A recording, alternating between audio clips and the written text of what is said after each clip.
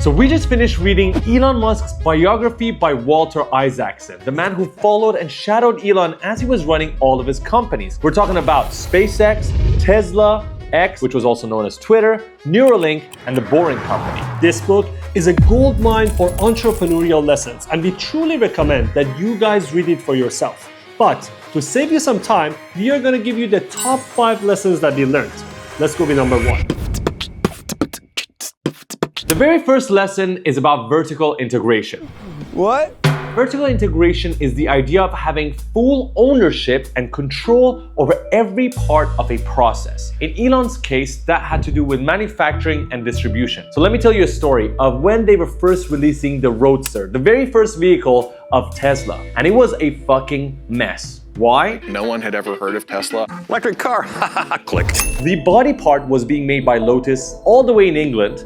The battery cells were coming from Asia, the transmission was coming sometimes from Germany or Detroit, and you can fill in the blanks for the rest. Now think about the problems that this could cause. By having all of the parts coming from different countries, they had zero control over the quality of the manufacturing. They didn't know exactly when they would arrive because there could be delays from some of the parts, and by the time they arrived, now they had to puzzle in all of these pieces together that were not made to work together in the first place because they were made by different people.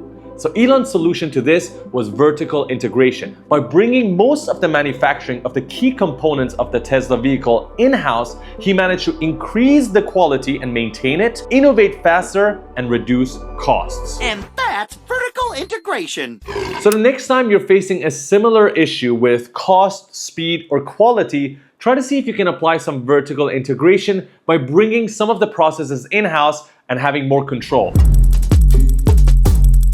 Another important lesson we learned was the first principles thinking.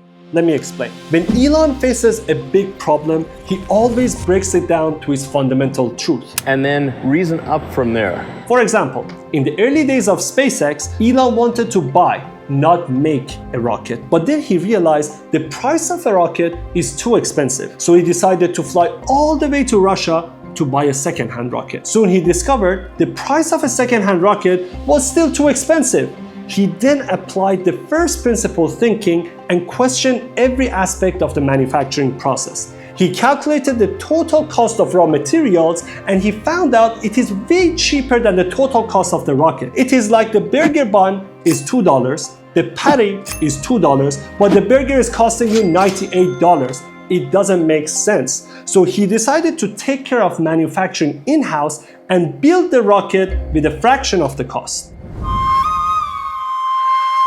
We often set these gigantic goals for ourselves, but we fail to achieve them because we never really break the goal down into small, achievable steps that we can easily follow. Do you want to take a leap of faith or become an old man? What Elon did, let's talk about SpaceX for instance. When he first created SpaceX, he had this gigantic vision. I'm gonna take us to Mars and I'm gonna make us a spacefaring civilization. That's batshit crazy. Think about it. At the time he created SpaceX, NASA had already stopped their missions to the moon, so there was really no space exploration missions. And plus, Elon had never made a freaking rocket. So how did he do it? He broke it down into small, achievable steps. After finding a few smart engineers, they decided to make a rocket that just goes up against gravity and doesn't explode. And guess what? It did explode multiple times. But after doing it so many times, they learned, they increased their expertise and technology, and they succeeded. Then after that, they tried to take the rocket to orbit. Now we can see this incredible view of Earth as it's making its way back down. Then after that, they took the rocket to the space station. And then we can skip forward all the way to now, where we have made a Starship, a giant rocket, the biggest man-made rocket, that can go up in space and actually be reused, so it comes back down to Earth. So the vision of Mars, after so many years, still hasn't been achieved, but through these small achievable steps, he's getting a step closer every single day. Creating a self-sustaining civilization on Mars, it would be so exciting to wake up in the morning and think that that's what's happening. Now you can apply this to yourself as well. Think about it this way. Let's say you want to get a six-pack, right? It's a hard task. That's why so many guys don't have one, but it's doable. How can you do it? Well, maybe you can start by waking up an hour earlier every day. That way you'll have more time to work out, so you won't use that as an excuse. Or the next thing you can do is cut down your calories by 100 calories every single day. Maybe just have one less chocolate or one less Coke. Doable, right? Small achievable steps will get you a step closer every single day. That's the idea. Elon Musk says, never ask your troops to do something you are not willing to do. The best example from the book is during the production of Tesla Model 3, when Elon was working alongside his employees at the factory floor, often pulling all-nighters just to solve problems. I was living in the factory for 3 years straight. That was my primary residence. This not only showed his level of dedication, but also motivated his team members to match his level of commitment. So you make the hours here?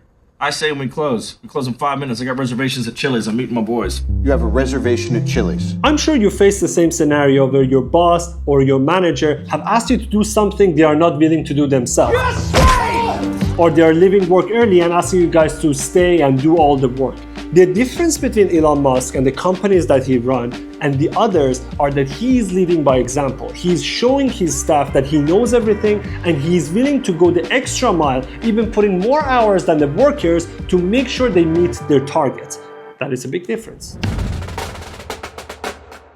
The algorithm is a mantra that Elon and his engineers repeat religiously in production meetings of Tesla and SpaceX factories. The first rule of Fight Club is you do not talk about Fight Club. Now, the algorithm consists of 5 steps that you have to follow in the exact order in order to create an efficient and effective workflow. The first step is to question every requirement. You should never blindly accept any requirements that is coming from any department or any smart person. In fact, the requirements that are coming from smart people are the most dangerous because people are less likely to question them. The second step is to go ahead and delete as many parts of the process as you can. Often we might have redundant processes in place put by other people that we never question. So go ahead and try to delete as much as you can. And then you might have to bring some of these processes back in order to make it work again.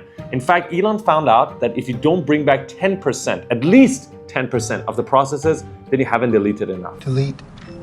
Step 3, simplify and optimize. It is very crucial to do step 3 right after step 2. The big mistake is to simplify and optimize the processes that shouldn't have been there in the first place. Step 4 is to accelerate cycle time. So once you've simplified and optimized every process, try to go ahead and speed them up. Now, again, you don't want to go ahead and speed up a process that shouldn't have existed in the first place. That's what Elon did as a mistake. Therefore, the order of this matters. Hold on just a little bit longer. The last step is to automate. You should go and look at every single remaining process and try to automate it. In your case, it might be using an automation tool or an AI tool, but in Elon's case, it was using robots in the production line. You are terminated.